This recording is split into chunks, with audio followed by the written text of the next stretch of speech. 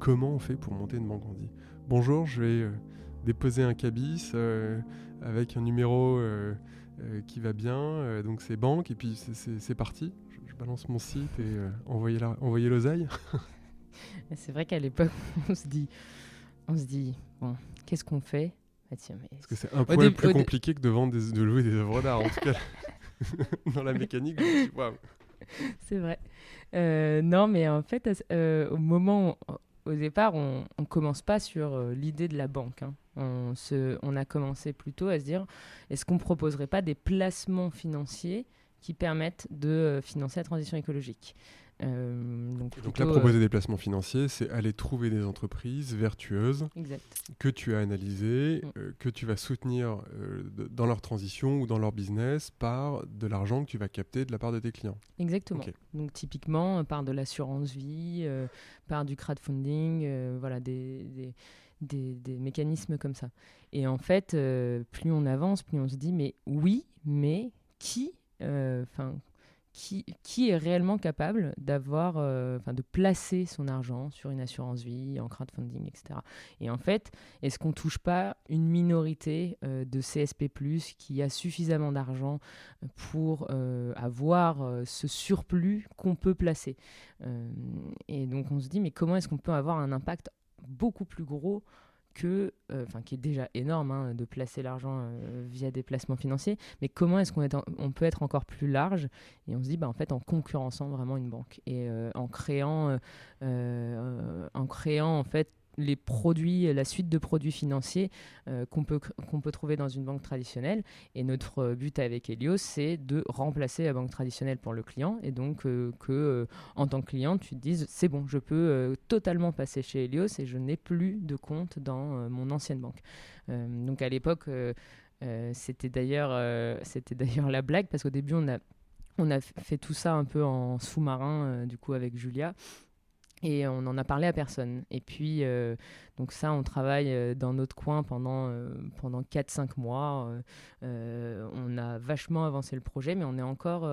elle est en venture capital. Moi, du coup, je suis en asset management. Et on est encore dans nos boîtes respectives. Et on est en train, en fait, d'arriver sur la fin du préavis. Oui. Et là, au moment... Je crois que moi, c'est mon dernier jour. Le lundi, je me dis, c'est le premier jour de la liberté. Et là, c'est le moment de l'annonce du premier confinement. Et je me dis, waouh, c'est quoi ça? On crée une boîte pendant... Bonne idée de se retrouver sans emploi pendant pendant qu'on ne sait pas où on va. Puis après, je me dis, c'est quand même l'occasion pour nous de ne pas avoir le temps de sortir du tout et du coup d'être totalement concentré sur la boîte. Et donc, on se dit, bon, il est temps maintenant d'en parler autour de nous.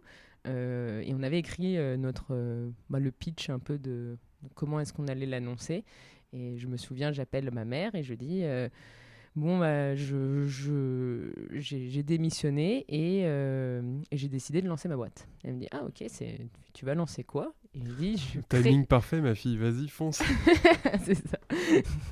Là, je lui dis, on va créer une banque. Et c'était très drôle de voir la tête des gens à chaque fois qu'on disait ça, parce que tout le monde nous regardait en mode, elles sont folles, mais on va pas leur dire. Et on va les laisser se planter, et voilà. Et non, et du coup, comment est-ce qu'on crée une banque? Alors déjà, nous, on n'est pas banque, on n'est pas établissement de crédit, donc là, c'est trouver les bons partenariats pour pouvoir se lancer, donc travailler avec... des acteurs qui ont la licence bancaire, parce que du coup la banque c'est hyper régulé, et donc nous on travaille avec un acteur qui s'appelle Solaris Bank et qui nous loue en fait sa licence bancaire et qui nous permet d'opérer des services bancaires, de paiement, etc. Et donc ouais, non, à cette époque-là, et c'est très marrant parce qu'on fait un call du coup, vu que c'est le confinement, les gens ont commencé à faire des sortes d'apéritifs, je crois, en visio. Et donc, on a des amis qu'on prend en visio. Et pareil, on leur dit, bon, les gars, juste pour vous prévenir, on lance une banque. Et vraiment, en fait, ils ont même pas réagi. Ils se sont dit, mais qu'est-ce qui leur arrive? C'est le confinement qui leur monte à la tête. Elles sont en train de craquer. Ils disent, non, ça fait quand même 8 mois qu'on est sur le projet, donc c'est pas une idée qui vient de nous venir. Et non, et à l'époque, je pense qu'on est un peu folle. En tout cas, aujourd'hui, on se dit, waouh, on était quand même un peu folle. Et on se lance, on va du coup chercher une équipe, chercher aussi de l'argent pour pouvoir payer l'équipe. Et donc la première étape, c'était d'aller trouver des investisseurs qui veulent bien croire au fait qu'on va réussir à créer vraiment une banque et vraiment changer la banque pour aller vers un modèle dédié au financement de la transition écologique. Et donc à l'époque, je dis à Julia... il faut qu'on lève au moins 1,5 million parce que comment est-ce que tu veux qu'on se développe? Et puis en fait, c'est marrant parce que maintenant je trouve ça marrant parce qu'en fait on est deux, on est jeunes. J'avais quel âge? J'avais 27 ans, Julia a 26 ans. Et on se dit, non mais go! Et on y croit. Enfin, je sais pas, ça nous paraissait tellement logique que les gens veuillent. En fait, pour nous, la boîte existait déjà. On était déjà avec des milliers de clients. Et donc aller trouver de l'argent, ça me paraissait... il fallait que ça arrive. Ça me paraissait impossible qu'on n'y arrive pas. Ce qui pourtant, quand même, on n'était que deux. On n'a jamais créé de boîte. On n'avait pas le track record qui fait que les gens se disent « Ah oui, on croit en elle pour le développer. » Et du coup, on arrive avec... c'était marrant parce qu'on avait un site vitrine. Et je pense qu'on pensait tellement que ça existait. J'avais fait un premier événement du coup en ligne puisque c'est le confinement. Et je suis en face du Crédit Coopératif et de la Nef, des acteurs qui existent dans la banque éthique depuis 30 ans. Et en fait, j'ai revu la vidéo et on aurait dit que la boîte qu'Helios existait depuis déjà 10 ans. En fait, on se projetait tellement loin que la boîte existait. Et donc on est en levée de fonds à ce moment-là. Donc là, on est pendant le confinement. Donc on a fait tous les pitchs en plus en visio, ce qui est pas très facile pour nouer des liens et puis faire croire. Parce qu'en fait, les gens, les investisseurs, ils misent sur nous deux en fait, et sur l'idée, mais en fait sur nous deux. Est-ce qu'on est en capacité d'aller développer quelque chose d'aussi fou? Et c'est vrai que c'est difficile quand tu es en visio de tirer les gens. Et donc Julia, je me souviens, elle enchaînait les rendez-vous. C'était impressionnant. On était épuisés à la fin de la journée. Et donc on a levé un peu plus d'1,5 million.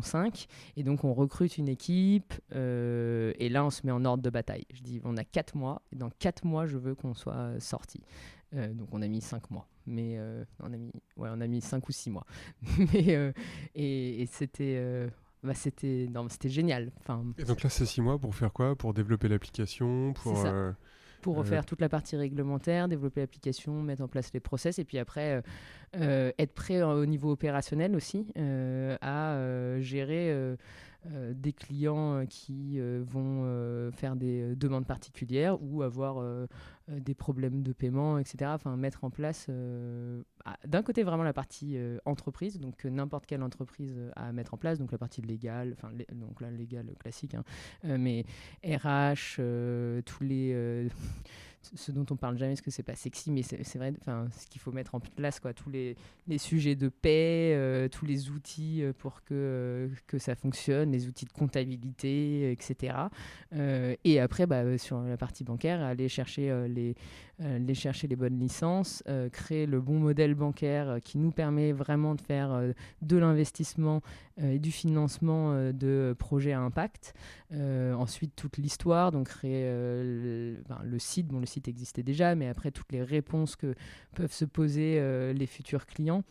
Réfléchir aux produits, donc c'est-à-dire vraiment parler beaucoup aux clients pour comprendre ce qu'ils souhaitent, c'est-à-dire c'est quoi pour vous une banque écologique, parce que à l'époque c'est aussi le moment où, c'est toujours un peu le moment, mais le moment où écologique c'est plante un arbre à chaque achat, donc c'est clairement pas le but de la banque. Le but de la banque, c'est qu'on a de l'argent et on doit utiliser cet argent-là, en tout cas le flécher vers les bons projets.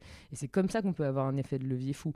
Planter un arbre, à chaque achat, n'importe qui peut le faire. C'est-à-dire que si ton boulanger veut s'engager dans la transition écologique et te dit, moi, à chaque baguette, je plante un arbre, bon, ça va commencer à faire cher, mais donc à chaque journée, je plante un arbre. En fait, n'importe quelle entreprise peut le faire. Et d'ailleurs, en tant que particulier, tu peux le faire aussi. Par contre, la force du système bancaire, c'est pour ça qu'on s'est lancé là-dedans, c'est que tu peux avoir un impact qui est décuplé. C'est-à-dire qu'aujourd'hui, c'était en septembre, on a réussi en moins d'un an et demi à financer plus de 6 millions d'euros dans des projets de la transition écologique. Et ça, avec, à l'époque, on avait 12 000 clients. Et donc, avec 12 000 clients, on a réussi à financer 6 millions. Ce que je trouve complètement dingue, parce que ça fait sans que personne n'ait mis d'argent, c'est-à-dire que les clients n'investissent pas. On a pu, via Helios, investir ça, donc ça fait plus de 500 euros par client, à peu près, sans qu'il y ait eu de changement massif, non, même pas du tout, pas de changement pour le client. Il a juste décidé d'ouvrir son compte courant plutôt chez Helios que chez, je sais pas, N26, Société Générale, BNP, etc. Voilà. Et donc c'est un geste qui est assez facile et qui a un impact fort. Et d'ailleurs, je me souviens les premières discussions à ce sujet-là, parce qu'en fait, c'est quand même un sujet assez complexe. Et du coup, quand on en parlait aux gens autour de nous, les gens n'arrivaient pas à comprendre. Ils me disaient, mais je sais pas, moi, j'ai pas d'argent. Du coup, je pense pas que je puisse avoir un impact, moi, tout seul. Je dis, mais oui, mais c'est ça la beauté, c'est que t'es pas tout seul. Tu prends un grain de sable, bah oui, il est invisible, tu mets ton grain de sable. Par contre, si on est plein de grains de sable, si on se rejoint tous, bah, ça fait la plage. Donc on arrive à créer un effet de masse. Et donc je dis, si tu te vois en tant que personne solitaire, oui, c'est difficile. Mais si tout le monde pense comme toi, ben, on bouge pas.